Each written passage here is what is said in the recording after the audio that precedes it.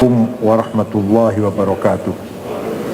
Bismillah, alhamdulillah, wassalatu wassalamu ala sayyidina Muhammad Rasulillah wa ala alihi wa sahbihi wa man tabi'a sunnatahu wa jama'atah min yaumina hadha ila yaumin nahwa.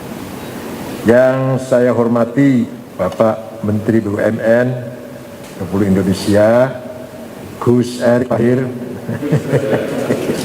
Biar awet muda, Pak. Dipanggil Gus biar awet muda, dan kalau nakal-nakal dikit pantas Gus tuh. Kalau kiai nggak pantas. Yang terhormat Bapak Sekretaris Kementerian BUMN, tamu kita dari Indofarma ya, Indofarma ya BUMN, dan dari Indofarma rekan-rekan pengurus harian, ada staf khusus Wapres, Pak Mas Teguh Bedowi, siapa lagi yang ada? Dari P2N ada, dari P2N, ya. Bapak Ibu sekalian, COVID-19 sudah merupakan desain azali dari Allah. Maka kita sebagai orang beriman harus siap menerimanya, harus siap menyikapinya. Tidak boleh putus asa, tapi juga tidak boleh sembrono, tidak boleh sembarangan. Kita tetap bersikap dewasa, tenang, tapi mari kita upaya mengatasi itu dengan langkah-langkah yang sesuai dengan ilmu pengetahuan, sesuai dengan aturan, sesuai dengan kebenaran ilmiah. Tidak boleh dengan emosional. Walaupun memang ada pengecualian, contoh Pak Menteri Habib Lutfi Pekalongan itu setiap 35 hari mengadakan Maulid Nabi puluhan ribu tanpa masker itu. Ya, itu pengecualian lah, terserah itulah. Kita nggak mau komentar sampai sekarang. Padahal beliau one team press, anggota one team press. Tapi Maulid Nabi setiap 35 hari dihadiri oleh ribuan orang. Sampai sekarang belum ada yang terbukti terpapar COVID-19. Tapi bagaimanapun kita sebagai masyarakat umum, masyarakat mayoriti, maka kita harus peduli sama. Disinilah pentingnya kita pertama memperkuat mental kita. Katanya Pak Jokowi dulu revolusi mental. Ya ini lagi diuji nih. Betul-betul kita sudah revolusi mental belum? Menjadi mental yang kepribadian yang tangguh, yang kokoh, yang tegar, tidak menyerah dengan apapun, tapi dengan sikap yang dewasa dan sikap yang ilmiah, yang profesional. Begitu pula saya tertarik dengan jargonnya Pak Menteri kita ini, baru kali ini ada Menteri BUMN bicara akhlak. BUMN yang berakhlak. Akhlak itu ya kita semua tahu lah, Rasulullah bersabda, sekali-kali saya diutus di muka bumi kecuali untuk membangun akhlak. Kalau dirinci itu banyak. Bakti orang tua, silaturahim, tengok orang sakit, tengok orang kematian, menolong orang lagi kesusahan, semua itu akhlak. Tapi kalau kita ringkas dalam satu kata, satu kalimat, bahasa Arabnya Pak Menteri, husnul mu'asyar, membangun kebersamaan yang baik, membangun sinergitas yang baik, itu akhlak yang paling penting. Bagaimana hubungan antara satu sama lain, baik pribadi maupun kelompok, kita bangun dengan baik. Alhamdulillah, itu namanya akhlakul karimah. Nabi itu diutus untuk itu. Jadi percuma teologi, percuma syariat, percuma jenggot panjang, jidat hitam atau celana cingkrang, kalau tidak fokus pada bagaimana berupaya membangun kebersamaan sebagai satu keluarga besar dengan hubungan yang baik. Nah, alhamdulillah sudah mapan, sudah selesai bangsa ini dari perbedaan suku, masalah suku sudah selesai. Sekian suku kita sudah selesai.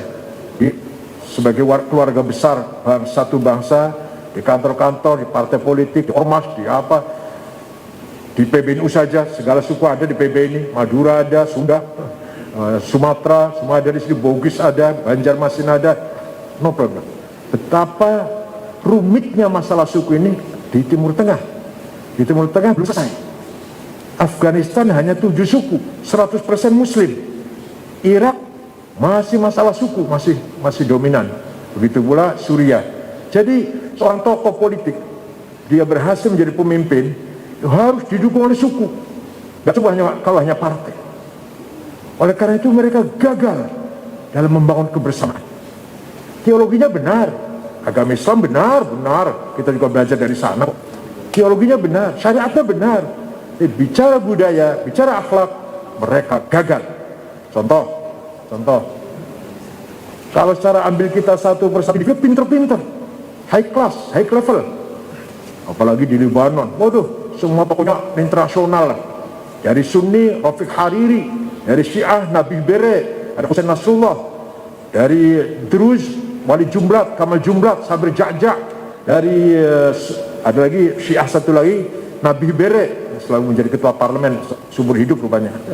Walhasil Sunni, Syiah, Druz ada di Lebanon semuanya itu, Katolik, Kristen ada semuanya. Kalau kita lihat satu-satu pinter-pinter, tapi ketika membangun kebersamaan gagal. Perang saudara sejak tahun 75. Itu pula Irak, begitu pula Suriah. Kalau kita lihat ulamanya, nggak ada ulama Indonesia yang pinter kayak ulama Syria, nggak ada sudah. Tapi mereka gagal membangun kebersamaan. Kita alhamdulillah, ya walaupun ulamanya lumayan ngimami tahlil, lumayan untuk ngimami sholat, atau ceramahnya lumayan untuk dongeng-dongeng, ceramahnya nggak ilmiah banget. Tapi kita sukses membangun kebersamaan. Nah, di sini kesempatan ini kita buktikan bahwa dengan pandemi ini kita semakin kokoh, semakin solid, semakin sinergi satu sama lain. Maka Indonesia menyongsong 100 tahun ini 2045 ya. Kita tunjukkan menuju masa keemasan dengan memperkuat eksistensi NKRI ini. Jangan sampai mudah terprovokasi oleh pihak tertentu. Very small group sebenarnya sih, hanya lantang suaranya, yang jelas akan mencoba mengadu domba, mungkin perbedaan agama lah, apalah, perbedaan mazhab. Jangan terprovokasi oleh itu semua, itu gombal semua itu. Mari kita perkuat ukhuwah watoniyah dan kita tunjukkan dengan bersama kita menangani COVID-19 ini. Lintas budaya, lintas agama, lintas suku. Alhamdulillah kita sudah selesai masalah itu. Di NU sudah selesai Pak. Bahkan di NU agama sudah jadi masalah, beda agama. Entah kalau di kelompok lain. Kalau di NU sudah perbedaan suku, perbedaan agama, selesai. Kita sudah betul-betul punya semangat ukhuwah watoniyah. Maka kesejahteraan rakyat, ekonomi rakyat, budaya itu tidak akan terwujud tanpa ditopang dengan stabilitas politik. Nah, kalau politik yang gonjang-ganjing terus, kapan mau sejahtera? Kapan mau maju? Kapan mau membangun dengan sangat sempurna? Tidak mungkin. Nah, ini ada kelompok yang sengaja tidak senang kemapanan. Bagi mereka nggak menarik kalau makan tuh. Kalau gitu-gitu aja nggak menarik. Maunya cari sensasi atau apalah. Kira-kira tak ada yang bayar atau karena apalah, walhasil tidak senang kalau dapat kemapanan. NU tidak seperti itu. NU tidak seperti itu. Itu satu. Kedua Pak, ada orang yang belum tahu, kalau Pak Erick sudah tahu. Ada menteri belum tahu Pak. Di NU ini sudah banyak orang pinter. Betul, langsung dengan saya, dia kaget. NU itu Pak punya 740 doktor bukan agama, bukan jurusan agama, 740. Diketuai Pak Ali Mashkur ketuanya, ISNU Ketua NU. Gampang contohnya, Pak Nuh, Pak Nasir, mantan menteri itu bukan agama, jurusannya bukan. Rektor Brawijaya, Rektor Unair, Rektor UNES, Rektor Tirtayasa, Rektor ini UNJ ini, Rektor Lampung, NU semua itu, bahkan pengurus NU. Artinya doktor bukan jurusan agama. Ada yang masih menganggap NU itu ya agama, tahlilan, istighosah, itu iya, itu pasti itu. Tapi yang sudah siap untuk menerima amanah, menerima tugas dalam membangun bangsa ini banyak sudah siap, insya Allah. Para dosen, para teknokrat sudah cukup lumayan, walaupun masih belum seperti yang kita inginkan. Terima kasih.